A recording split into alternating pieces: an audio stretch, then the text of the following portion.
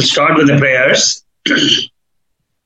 Om Sahana Bhavatu Sahanau Bhunaktu Sahaviryam Karavavahai Tejasvinavaditamastu ma vidvishavahai. Om Shanti Shanti Shanti.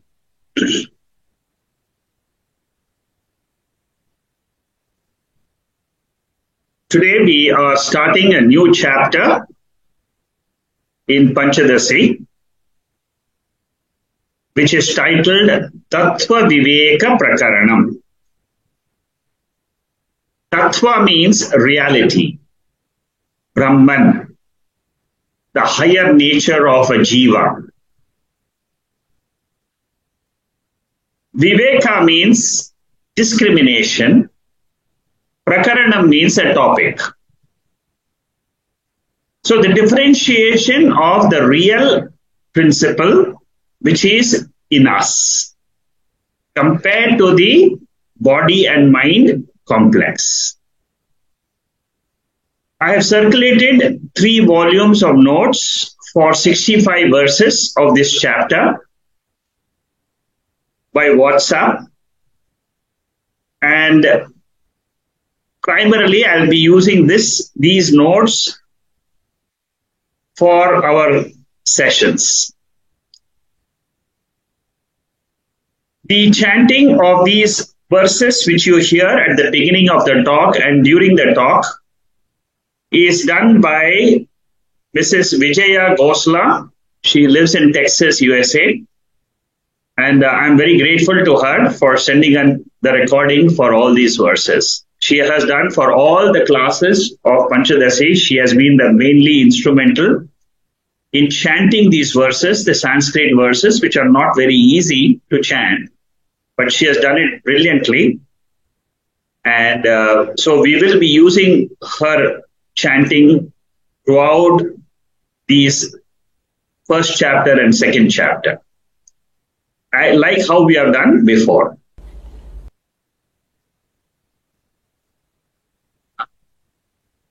As usual, I'll start with a complete summary, a bird's eye view of the text, and then I will talk a little bit about Vidyaranya Swami for those who have not heard him before. And then we will start with the verses of this chapter. The first 2 verses are just introduction verses, and they describe Anubandha Chatushtaya.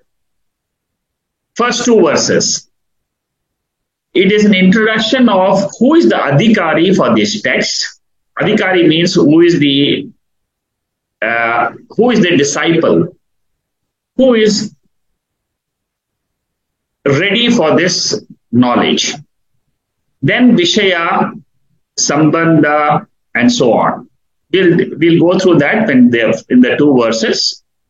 The 3rd verse onwards till the 7th verse, it talks about the reality. That reality, that higher principle which we are not able to see through our sense organs or not known through the mind. Vidyaranya beautifully describes this in these verses, which is the Sat principle. Then, from 7th verse, it's only half a verse he spends on Chit principle. Then Ananda. Ananda is 8th and 9th verse. So Sat Chit Ananda, which is the primary teaching of Taittiriya Upanishad. So this first chapter is a summary of what we learn in Taittiriya Upanishad. So he has summarized the Taittiriya Upanishad, and also we find he has summarized Mandukya Upanishad, the 3 states of consciousness. So Vidyaranya has used the knowledge of Tattva Bodha which we have learned before, knowledge of Mandukya Upanishad and knowledge of Taittiriya Upanishad. Very beautifully he has constructed this chapter. The 10th verse is a conclusion of what the first 9 verses are talking about. The 11th to 36th verse is about creation, the Panchabhuta Srishti, which we find in many of the Upanishads. Here also, Vidyananya spent some time on how this whole world is created out of the 5 elements. Then he uses the logic of Anvaya Vyatireka for understanding the substratum behind this universe, which is Brahman or which is Atma. He analyzes Mahavakyam from 43rd to 48. In the 49th verse, he brings in an objection to the Mahavakyam. It's very interesting. We'll go through it when we come. And the final portion from 50 to 65 is concluding remarks of the Acharya. So this is the broad outline of the first chapter of Panchadasi. Many of you have written to me and asking me why are we doing a revision of the first chapter now. To those people, the answer is we have not done the first chapter. We have done other chapters. 3, 4, 5 and 10 we have finished. Panchadasi is a text which you can do independently any chapter. So I've taken some of the easier chapters first, and then I've come to the first chapter. And this is Viveka, discrimination between the self and the non-self. Now, quickly I'll run through. I have explained who was Swami Vidyananya in the other chapters. But for those who are coming new, there are some people who are new, who are listening now. I just want to give you a quick introduction to the author. Now, Panchadasi means 15. Pancha means 5. Dashaha means 10. So 15 chapters are there. They are independent chapters, but they have been grouped together in the form of a text. And it is the guru of all Laghu Granthas. Granthas means Prakarana Granthas, introductory texts, which help us to understand the 3 main texts, which is Bhagavad Gita, Upanishads, and Brahma Sutra. So this is a preliminary text. We have Vivek Chudamani, Dhritarashtra Viveka. These are all preliminary texts. So we do all these texts so that students can understand the Upanishads better. Guru here means big. The biggest of all these Granthas is this Panchadasi. Guru has got different meanings. Guru means huge, Laghu, or Guru as we know it. The biggest of all Prakarana Granthas is this Panchadasi, which is what I said before. Now, these Granthas means scriptural texts. Shastra means it covers all topics of the scriptures. Many things have been taken for granted there, but it contains all topics. Any text which contains all the topics, like Bhagavad Gita, is a Shastra. Upanishad is a Shastra. Prakarana Granthas are texts which take up selected topics, a few topics. And those topics are described in detail. They give clarity, and it is a beginner's text. The coverage of this Panchadasi is very vast. As you can see, I will give you how this construction of this text is shortly. And the importance of this text is such that for those who know about the Chinmaya mission, Swami Chinmayananda, who is a great philosopher, teacher, acharya of these granthas, when he went to his guru, the first text we understand which the guru, Swami Tapovan Maharaj, taught him is this text called Panchadasi. Therefore, you can understand how critical it is for beginners to do this text before they take up Upanishads. The basic Prakarana Granthas are Tattvabodha, Atmabodha, Vivek Chudamani. Vivek Chudamani is a very big text. It takes at least a year. If you are doing it once a week, it will take a minimum of a year to do that text. But Tattvabodha, Atmabodha, we have seen, and I have, if you want to, I have taken some sessions on Vivek Chudamani also. They are all there in my website. And in the class videos, which I have circulated to most of you. Swami Vidyaranya is a unique acharya who rose against the Muslim invaders in India and revived Sanatana Dharma. And he was a king. He was a king of Vijayanagar, Shankaracharya of Sringeri Math, and he was the prime minister of that kingdom, of the Vijayanagar kingdom. He had a comprehension of many, many subjects. That's why he was called as a polymath. And he comes from a region called as Tungabhadra, which is in Karnataka.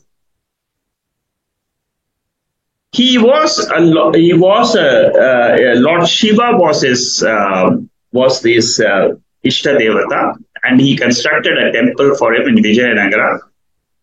And his original name was Madhava. His mother's name was Srimatha, and his father's name was Mayana. And his brother, he had two brothers. One is called as Sayana, and the other is called Soma. I'm just giving you some brief details so that you feel encouraged to see what type of a background this great Acharya, who went into such depths of Vedanta. When we read these verses, we realize it's really a tremendous work which he has done. Now, what time period was he there? It is said that he was in the year 1334, which means almost 800 years before. And there are different stories about how this Vidyaranya got inspired by seeing the sorrows of different people. He was inspired to learn to put a stop to that sorrow. And he was a great king. He was, as I said, he was a prime minister. His brother also was one of the acharya one of the Shankara Math in charge.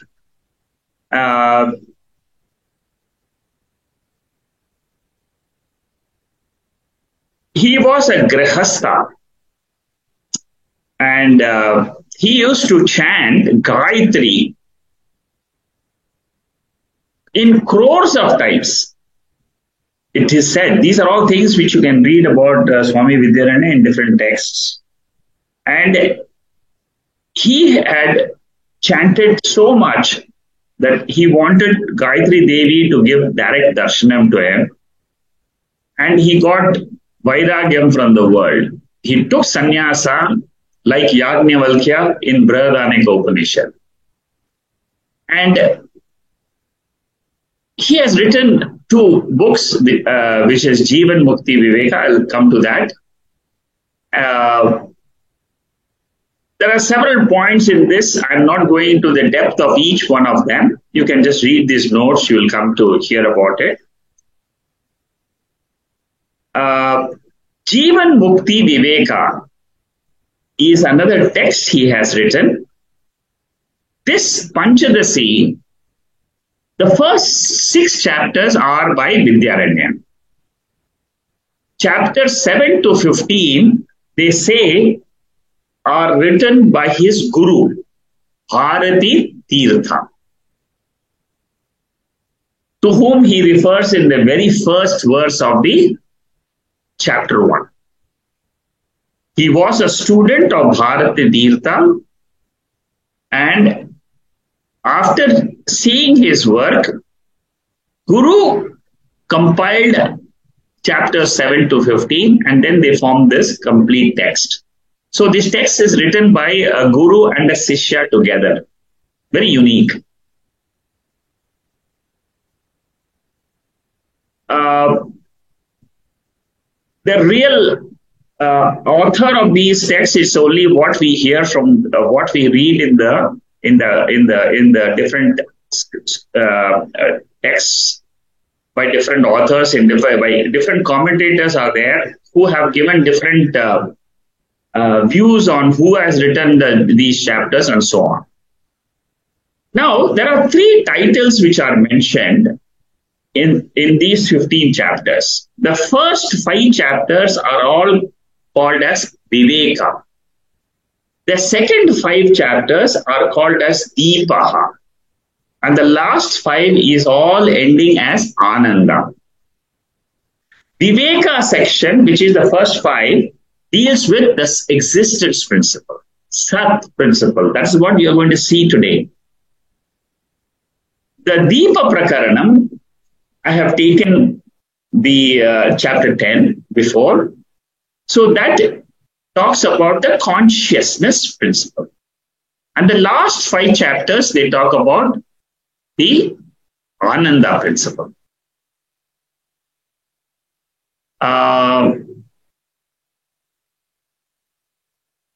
There is no connection between chapters 1 to 10.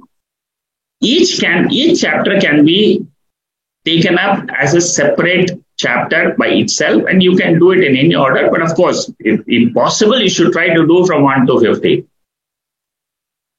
Triptishya Viveka is not written by Shankaracharya, but it is written by the Guru, Bharati Tirtha.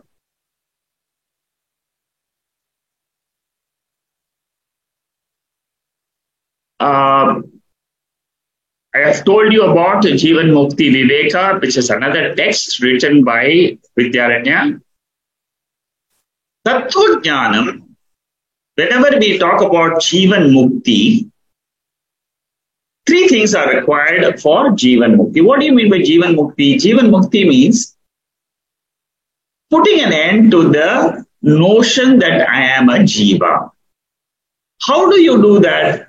There are 3 things which are required. Together is called Jivan Mukti. The first one is you should have knowledge of the self, which is what we get in Panchadasi. Then the second and the third aspects of Jivan Mukti is Vasana Shayaha. That means reduction of vasanas from the mind, and Manonashaha. Manonashaha means dissolution of the mind. Now, these 2 aspects are taken up in that other text called as Jivan Mukti Viveka. Generally, people who do Panchadasi, they also study Jivan Mukti Viveka after that.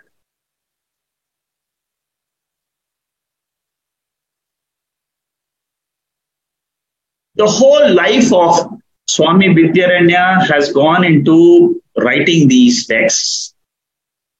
And his younger brother was first the 11th Acharya of Sringeri Matham, Shankaracharya Matham. And then Vidyaranya became the 12th Acharya. His guru was also his guru probably was also one of the Matha in charge.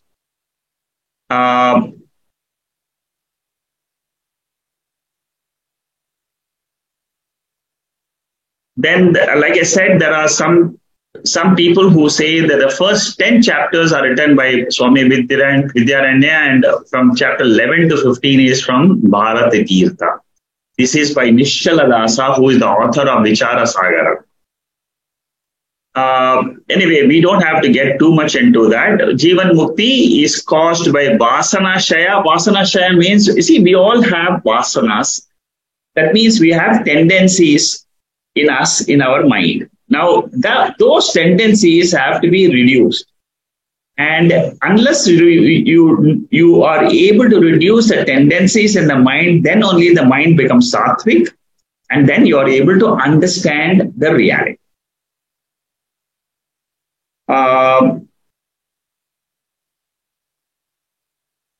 What is the definition of Acharya?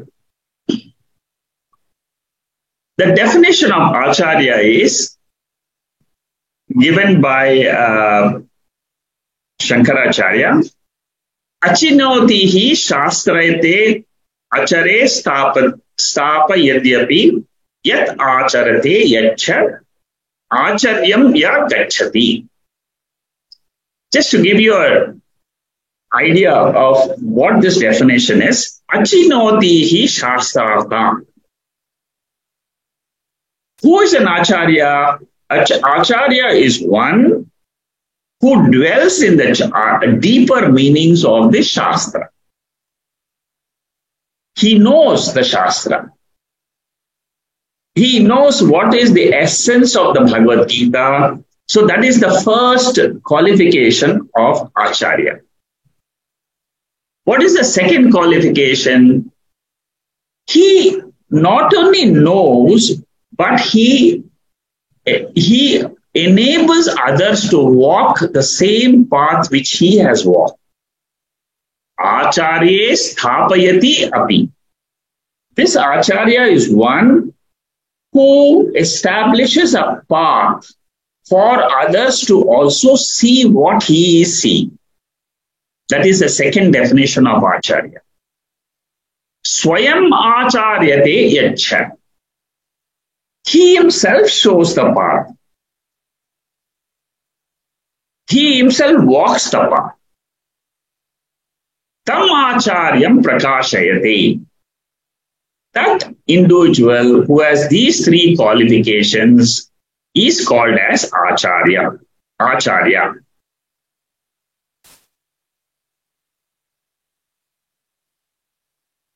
Vidyaranya, as usual, before starting a text, he does a Mangalacharan. Mangalacharan means he invokes the presence of Lord in his heart.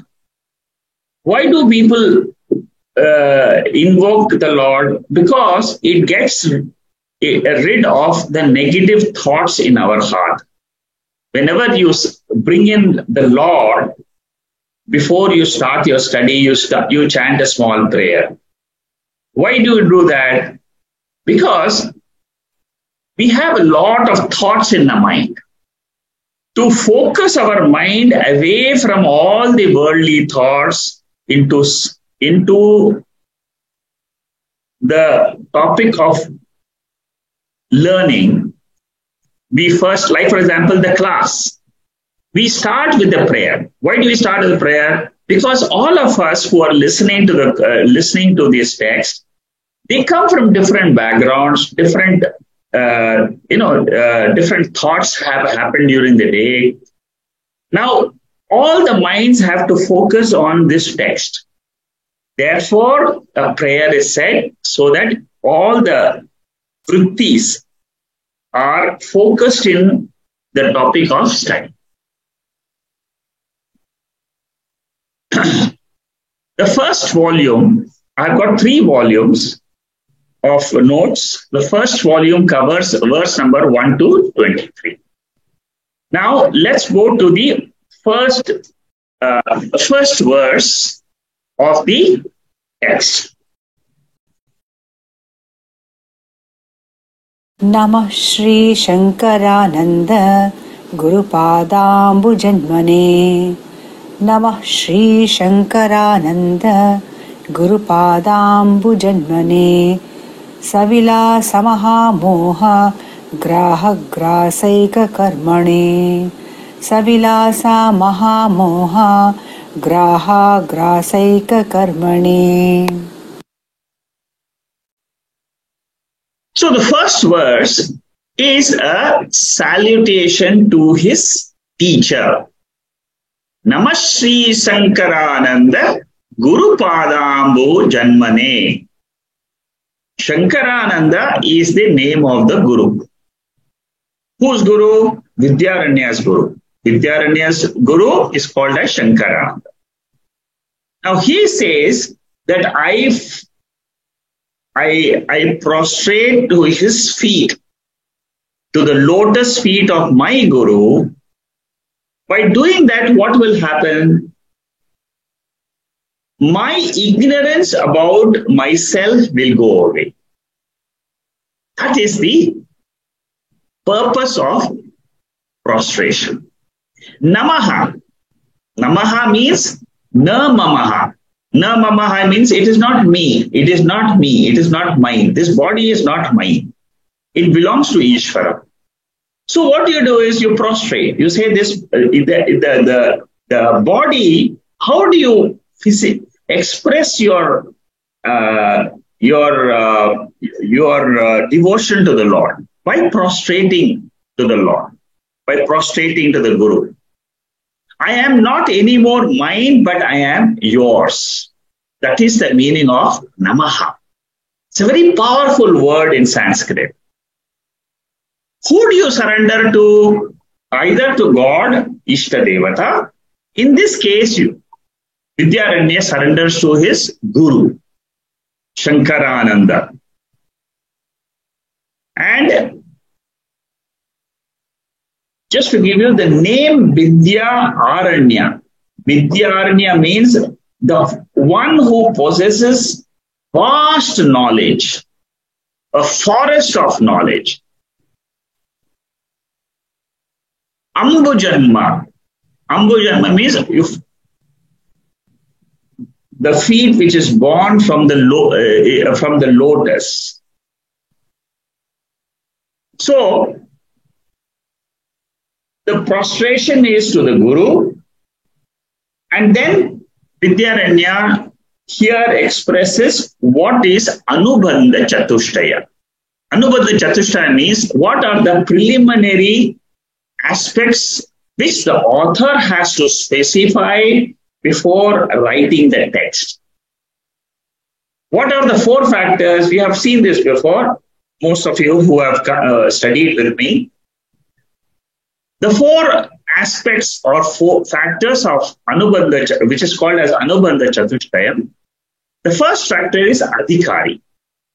The second is Vishaya. Third is Prayojanam. And the last is Sambandha. So the author describes that this text is written for Adhikaris who are in the process of learning the scriptures. What is a Vishaya? Vishaya is the subject matter of what? Subject matter which is there in the Bhagavad Gita, Upanishads or the Brahma Sutra is the subject matter of this Panchadasi.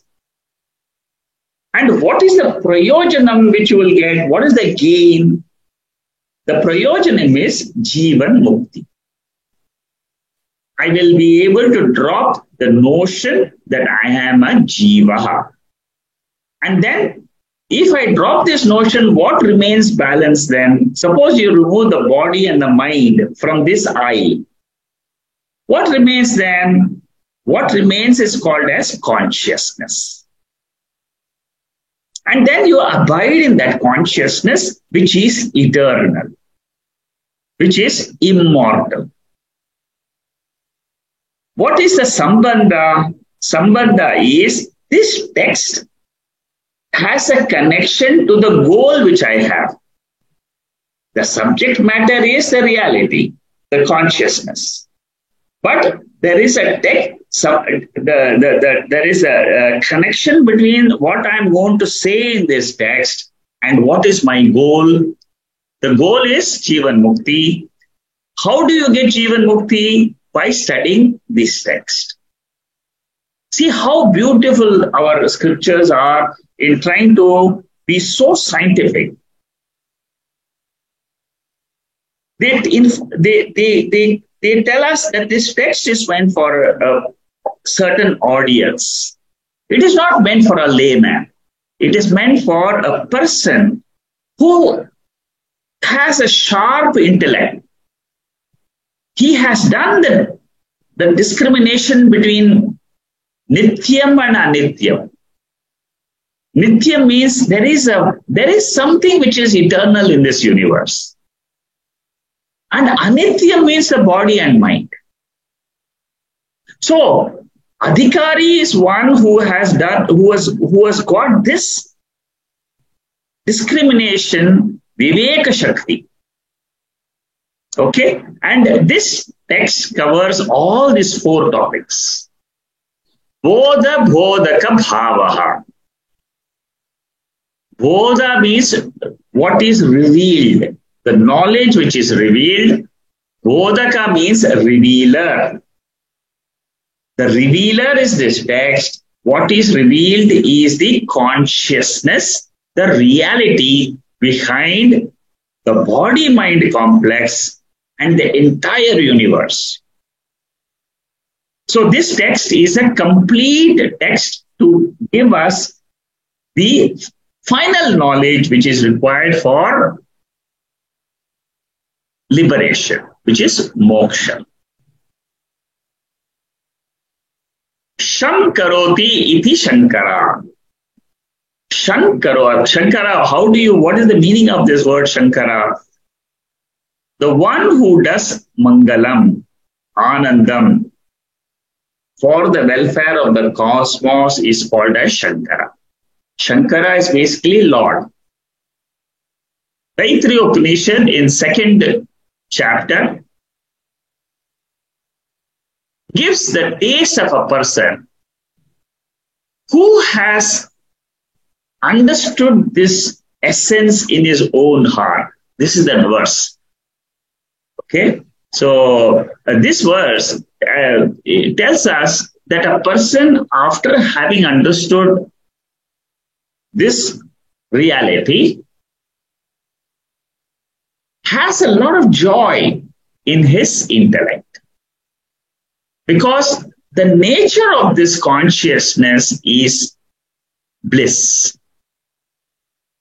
As we go by through this text, you will understand what is this tattva, which is Pratyagatma, which is Ananda Atma, which is Satchidananda Atma. These are all words, but then these words should convey something to me. That process of conveying that reality is the entire subject matter of this chapter 1. In Tattva Bodha, the most important verse is this verse, which is verse number 9 of Tattva Bodha. All of you should by heart this verse, or at least understand the meaning and remember that meaning of this verse throughout our life. Whenever we study any scriptures, this definition should be running in your mind. Because without this definition, you will never be able to focus your attention on what you're searching for. This is the best definition which Shankaracharya has written on the object behind, the purpose behind our search. What is the search? The search is, I have come to realize that this whole reality which we call as Jagat is a very temporary thing. I experience it for some time, and then after some time, I don't experience it. Before the body was born, I didn't experience it. During the time of the body, I experienced the world. After the body is gone, there's nothing. So there is something which is very, very hazy about our life. And a discriminative intellect, a person who has got this ignited in his intellect, will start searching for that higher reality. The higher reality is called as Atma. What is this Atma? This Atma is different than the gross body, subtle body, and the causal body. This is the basic definition of Atma. Atma is what? It is not the three bodies. Then, is it the five koshas? No, it is not the five koshas. Is it the three states of consciousness? It is not the three states of consciousness. But what is it then? If it is not the three body, it is not the five koshas, it is not the three avasthas, what is it?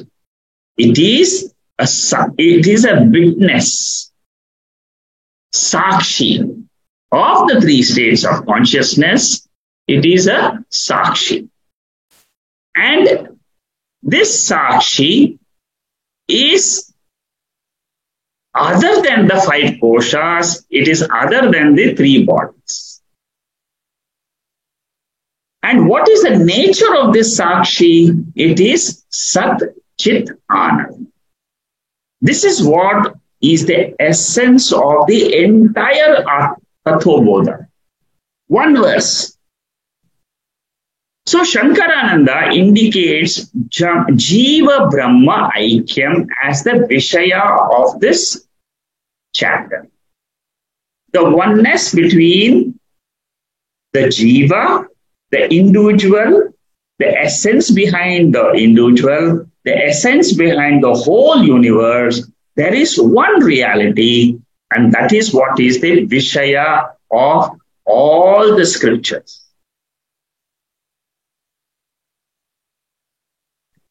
I may not be able to look directly to the Guru because he is in an elevated pedestal, but I can look at the feet of the Guru. So Guru's pada is extremely important for a disciple because the Guru stands on what? On the knowledge of the scriptures.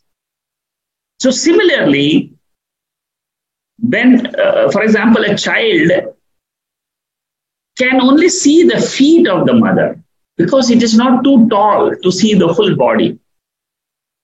So as children who see the mother's feet, we as students, we are not able to comprehend the reality which the Guru knows. So by praying to his padukas, this is the traditional way of how a Guru Sishya Parampara continues. Okay? In Taittiriya Upanishad, this particular aspect comes out very well. The Guru says, let many students come to me.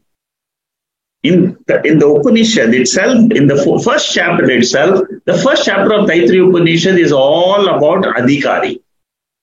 What a disciple should do to become a fit student, and what should the teacher be. So there it is mentioned that the teacher wants many students to come to him so that he can transfer the knowledge which he possesses. So the first verse of this is purely explaining to us the four factors which are required to for that author to write this text. And it talks about the importance of a guru. What does the guru do? Guru does the elimination of ignorance, ajnana. What is this? How does ajnanam or ignorance, how does this moha or delusion, how does it express itself? This ignorance expresses as number one, deha abhiman. All of us, we have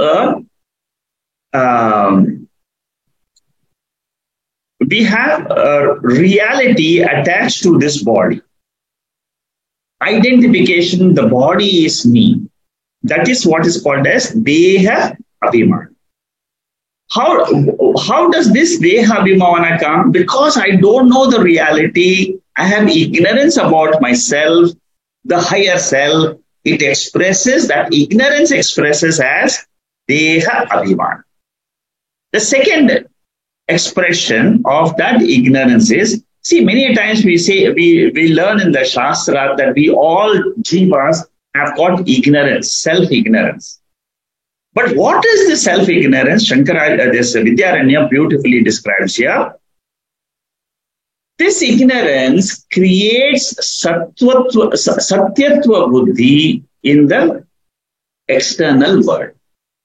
See, according to the scriptures, the world is an appearance.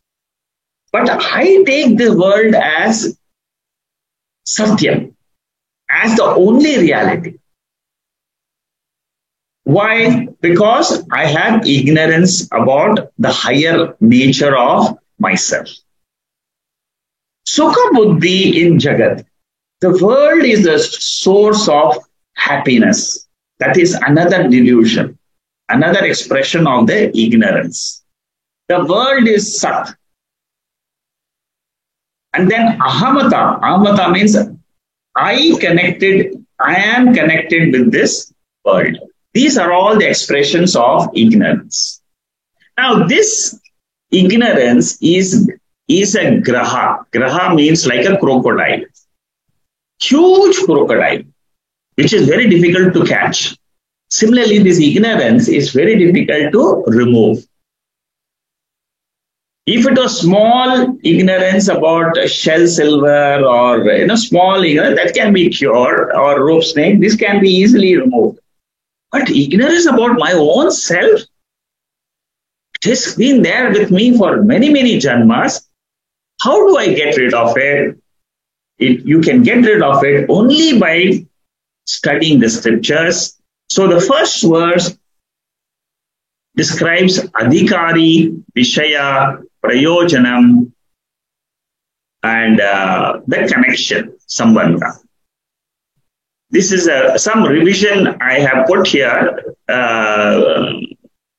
for those who are, this is just a revision. Some of the points which I've said so far, it's already revised here. But there are some verses of the Gita which I have added here. In the 5th chapter of the Gita, there is a verse, Bhoktaram Yajna Tapasam Sarvaloka Maheshwaram Suhrudam Sarva Bhutana Nyatva Mam Santi Vrichati.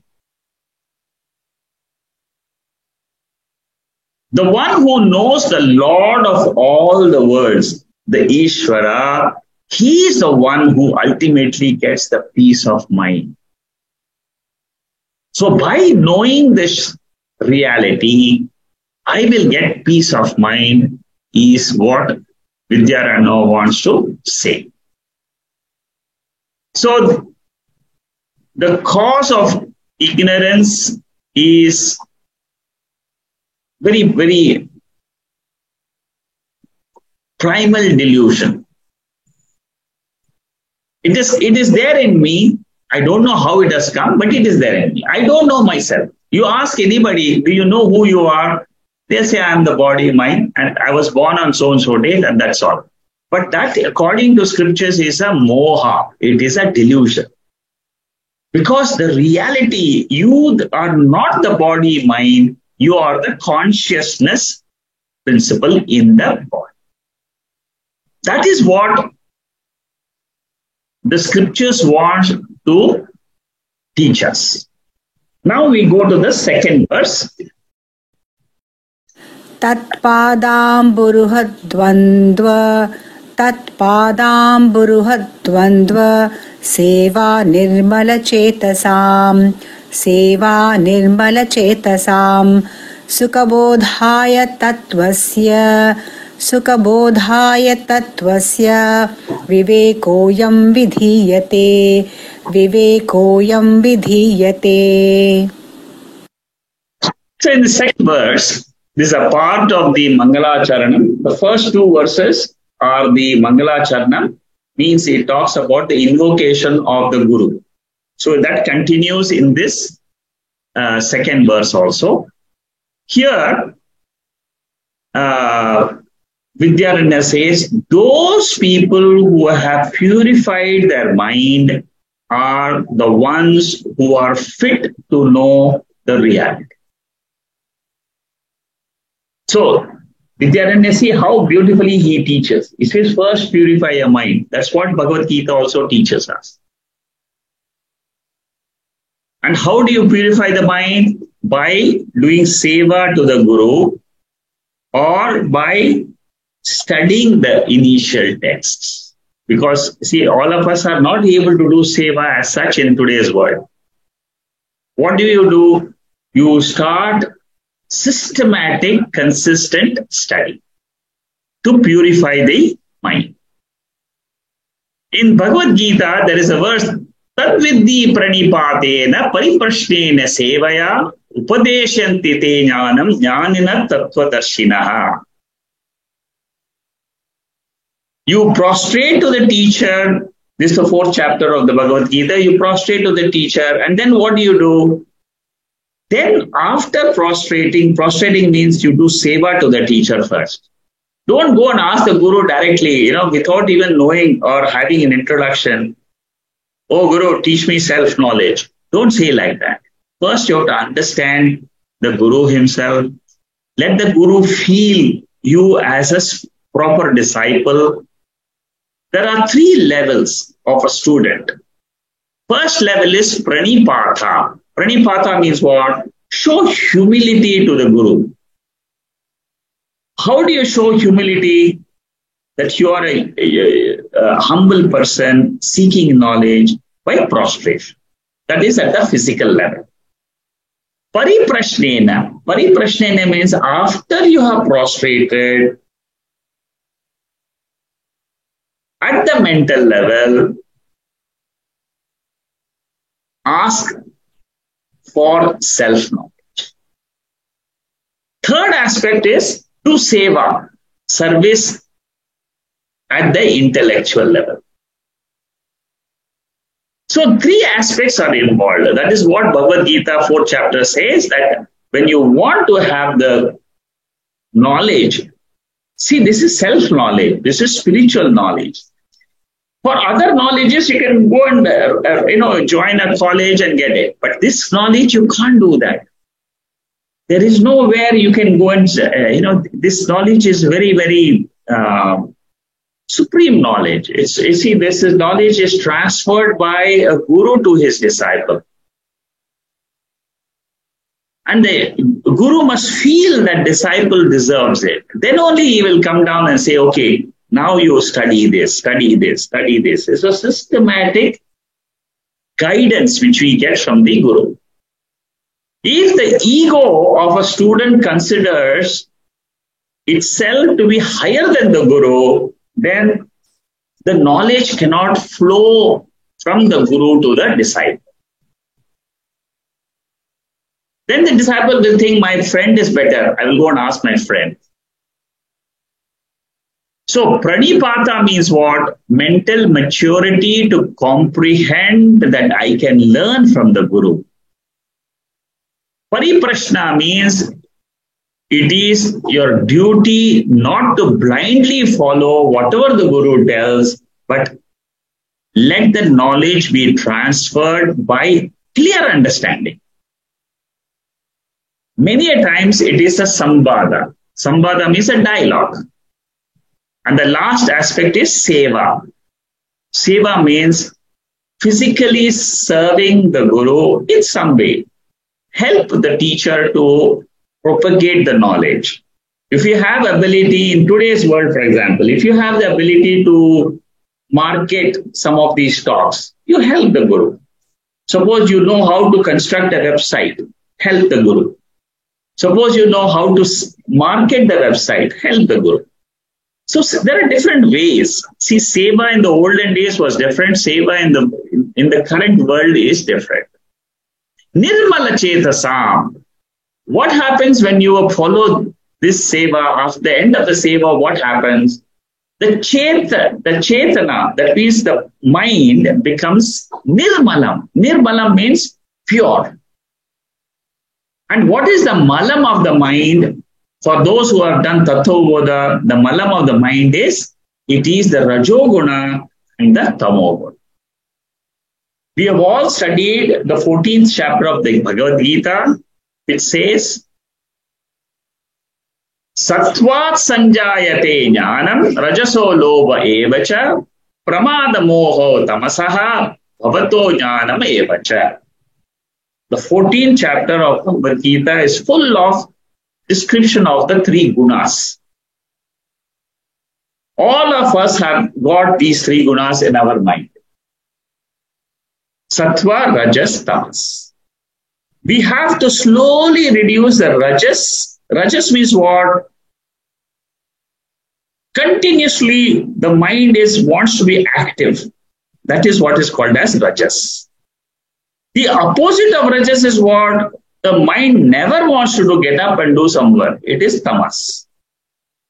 So we are always dangling between Rajas and Tamas.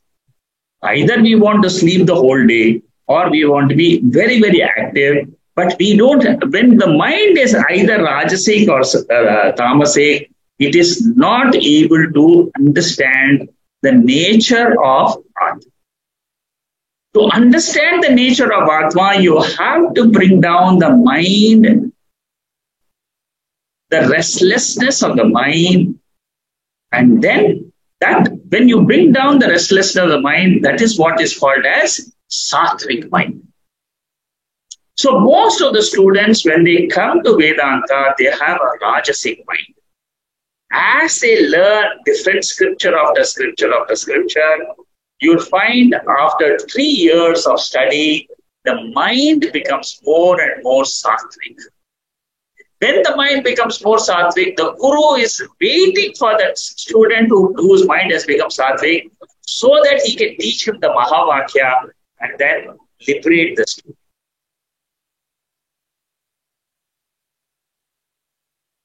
The quality of the mind is decided by Raga and Dvesha.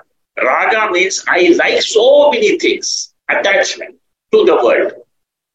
Dvesha means I want to get rid of this. I don't want to be attached to 1, 2, 3, 4. That is Dvesha. Balancing this Raga Dvesha is the preparation which is required to make the mind sattvic. For those who have become sattvic, for them, this knowledge is very easy. So if by some chance you are not able to understand the reality which is being taught in chapter 1, what we have to do is go back and prepare our mind or redo this chapter again so that the knowledge which is given in this chapter about the reality becomes a part and parcel of myself. The Guru says, Tattvamasi, that ultimate reality is you. What is that ultimate reality? It is that consciousness principle, which is called as Atma.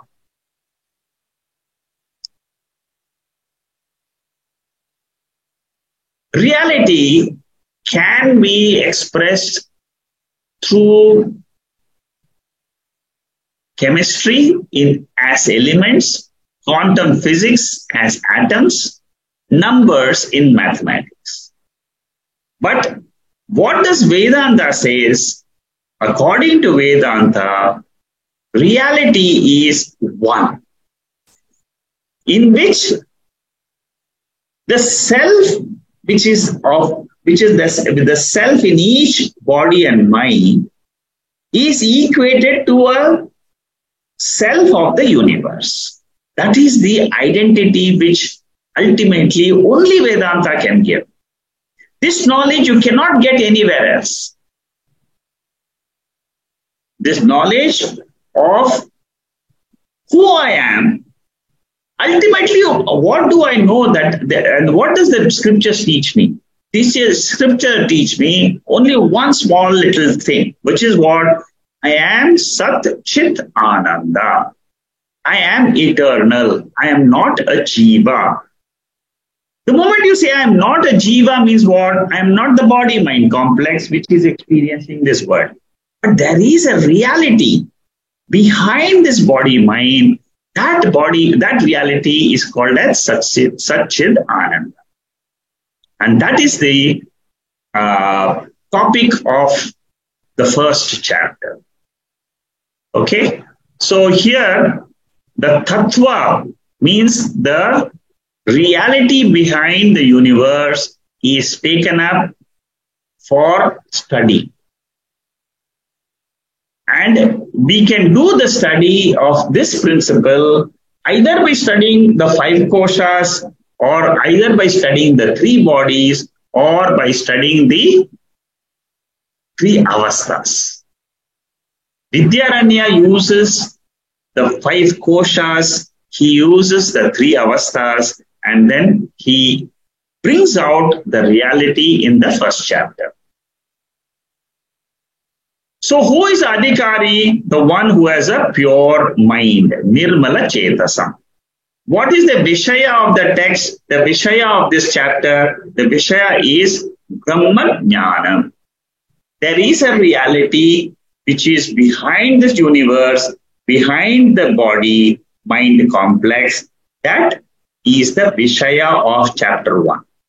What is the Prayojanam of this chapter? It gives me Sukhabodaya. It gives me the happiness. The benefit of doing this chapter is for Atyantika Dukkha Nivritti. Atyantika Dukkha Nivritti means what? Complete elimination of sorrow. When I understand I am consciousness principle, I am not the mind, then what happens? All the sorrows of the mind are dropped, eliminated. When that happens, what is the condition or the status of a jiva? That state of a jiva is moksha. What is the definition of moksha? Complete cessation of sorrow. Is it possible? Yes, through the study of the first chapter. Paramananda Praptihi is another way, positive way of looking at the elimination of sorrow. I get absolute happiness. Okay? Sambandha is the text is connected with the goal, which is moksha. So we have done 2 verses today, and we will continue the 3rd verse, which is the definition of the self. We'll start with the 3rd verse next week, which is, what is this self? And how do I realize this self? Very, very beautiful section. We are going to start next week. And Vidyaranya has a style. You see how he progresses, and then you admire his writing skills and his analytical skills. See, these are all different ways of learning what is given in the Upanishads by different acharyas. Okay, so we will continue from verse number 3rd onwards next week. Verse 3rd to 7th month verses, 5 verses. They deal with Satchidananda Atma. What is the reality? What is the text? What is the essence of this text is going to be described next week. So it will cover a lot about the five elements and how the five elements they constitute the world, and how we can drop the five elements, which is the world which we experience, and realize the self. Then we talk about different states of experiences: waking state, dream state, and so on. Anyway, we'll go through this third verse onwards. Very beautiful section. And then we'll continue next week. With this, I close Panchadasis, chapter 1, in today's session. Om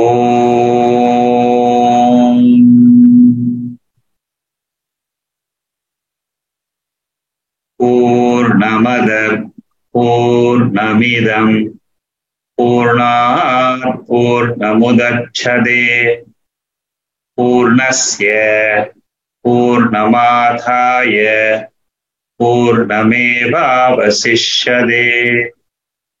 Om Shanti Shanti Shanti. Okay, there are no major questions in the chat box.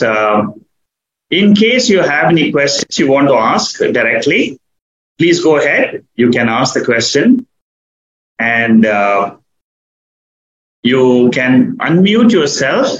You can ask the question. I'll try my best to answer. So this is Vishal. Can I ask? Yeah, Vishal, go ahead. So my question was with regarding to this phrase called that this world is illusionary. Yeah. And I've struggled a lot with it. Yeah. So now I do understand that this world is an appearance within the Brahman. Yeah. I do completely understand that. Yeah. But when people say that this world is illusionary, my response is, illusion कैसे हो सकता है? मेरे सामने मेरा pen है, mobile है, plant है, सब छू सकता हूं मैं उसको. तो ये illusion वर्ड मेरे को एकदम से जचता नहीं है, एकदम से. So this is what I have understood, and just I want to just share what I have understood, and if you may clarify, sir. Yeah. So what I have understood is that there are three kind of mistakes we can make. One mistake is called delusion. In delusion, we see something which does not exist at all. For example, we see a pink elephant or a horse with a horn. They don't exist. Correct. At all. So it is called delusion. Seeing something which has no existence at all. Second one is called illusion. Illusion mein there is something, but we are mistaking it for something else, like the rope and the snake. Yeah. Now, in the rope and snake, there is a rope. So there is existing something, but we are seeing it as a snake. So there is something existing like a rope. In the third one is that we actually see what is there. We actually see the rope. And we don't see the snake. We actually see the reality, but we don't see the essence of that reality.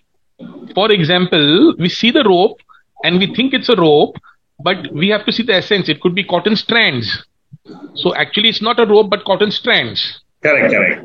So this world is also, from the point of view of Jiva, it is real but not reality. It is true but not the truth, meaning that yes, I'm seeing the tree, I'm seeing another human being, I'm seeing animals, but I'm not able to see the essence behind those animals, which is the Atman. Correct. And therefore the illusory part falls into this third category. This is my understanding, that I'm able to see things. They are real. It's not that they don't exist. They are, floating in the air, or I'm imagining them. There seems to be some gross truth about them. I can touch them, feel them, smell them. But what I am missing out as a jiva is understanding the essence, the spirit in them, which is causing me to think of them as a gross body or a separate identity, rather than seeing them as the Brahma inside them. This is my understanding, sir. I may be wrong, but it's a clarification, sir. Yeah, Vishal, you see, what you are saying is a very common experience with most of the students. What you are expressing is very, very true. Uh, you are right about delusion, illusion, all those concepts are all clear. The main answer to your question will come in Mandukya Upanishad. The same point you're raising about the reality, about the world, in Mandukya Upanishad, Yes, sir. the commentary written by Gaudapada Acharya on the 12 verses of Mandukya Upanishad, it gives beautiful clarity about your question. Okay. So you have to study the Mandukya Upanishad extremely well to understand this aspect, that the world looks so real. It's so solid. I see mountains, rivers, volcanoes, the tornadoes. How can you say that this is not real? How can you say it's all delusion? How can you say this is all imaginary? Absolutely right. This is my thing. It is true. You see, in the author of Mandukya Upanishad Karika, that is Shankaracharya's guru's guru, grandfather guru. He is the one who has written Mandukya Upanishad Karika. 200 verses are written on 12 verses. Now, what he says there is very, very, very. Yes, sir. What he says there is, the world has got novelty, the world has got solidity, but it doesn't have existence by itself. This is a very, very important point. Go on, sir. Yes, sir. It doesn't have awareness principle. Whenever you say world, you have to separate, for example, whether you take the world and what you do is the analysis is from the world, I remove the existence part. What remains in the world is just an appearance. Similarly, in the body and mind, I remove the consciousness part. What remains is just an appearance, that's all. So, the first thing you should say is, you should understand what is that I. The starting point has to be extremely clear. Yeah. If I am looking at the world as the body, mind complex looking at the world, then you can never say that it is unreal. Absolutely right. Absolutely right. Impossible. Yes. So your starting point decides what you will conclude. You are sitting inside the body and asking, is the world real? So can we say that every question in our scriptures, especially Upanishads, have to actually be answered in two ways, depending on the perception, whether it's the perception of the Brahma or the perception of the Jiva, because we are beings living in two dimensions, one Correct. Dimension of the Brahma and one dimension of the Jagat. So unless until you shift your attention outside the body into Atma and then ask the question, then you will understand that the world is of a lower order of reality. The point is always you should ask, this is a common error by almost all the students of Vedanta, whether you study Gita, Upanishad or something. Most important thing is, when you ask a question, first you should come out of the body-mind complex and then say, is this world real or unreal? For example, if you are in a dream, for you, the dreamer, the dream world is real. Only when you become a baker, you can say the dream world is unreal. Similarly, if I am in the waking state, as a waker looking at the waking world, it is 100% real. When I wake to the level of Atma, at the level of Atma, I then look at the world, then the world, the waking world, is of a lower order of reality. So the orders of realities are very, very important in the study of Vedanta. Absolute level, relative level. Relative level means it is either waking state, dream state, or the sleep state. These are the three relative states. Compared to the waking state, dream state looks unreal. Compared to the dream state, the sleep state looks really unreal. It doesn't exist. I don't know myself also in the sleep state. So your main thing is you have to look at it from the pure consciousness, which is beyond the three states, beyond the body-mind complex. The most important thing is you ask a question, who am I in my sleep state? Whatever that I is Atma. From that Atma, you look at the waking state. The waking state, all the experience, I'm a mother, I'm a father, I'm a sister, I'm a birth, death, war, physical problem, mental problem, all these problems are only at the relative level. They are not at the absolute level of Atma. At the absolute level of Atma, I am Nitya Muktaha. Nitya Muktaha means what? I am eternally free. Eternally free from the body and mind. That is what the Upanishad wants to teach you.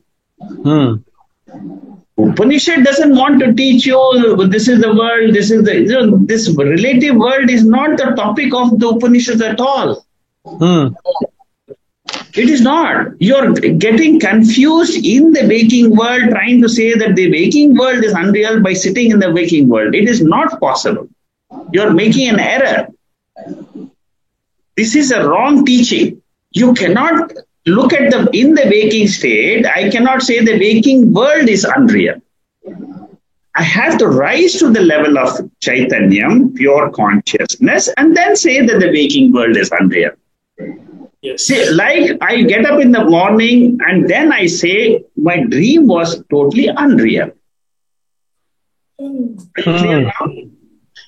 Superb, sir. Thank you so much. I mean, lovely. So, can I just summarize that to determine the reality or non-reality, you have to go to the other state. That's correct. Yes. You cannot be in the same state and say that this is real or unreal. Absolutely. That is what you learn in Mandukya Upanishad. This is what is drilled by the teacher. Say, don't be in the waking state and say waking state is unreal. Don't do that. Rise to a higher level.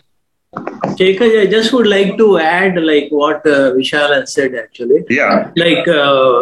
It is very important that when you are in the same state, you will not be able to know it. Besides illusion and delusion, there is another thing what we have to know is appearance.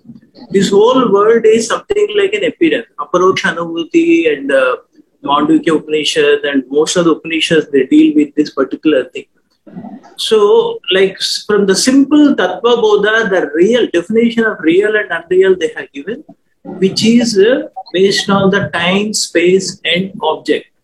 Time, the one which is not real in all the three, present, past, future, it is not considered as real. And if you take this whole world, it does not exist in the dream state and it does not exist in the sleep state. Correct. So that's another way of looking at it. It is simple with reference to the three states itself, taking time as a function.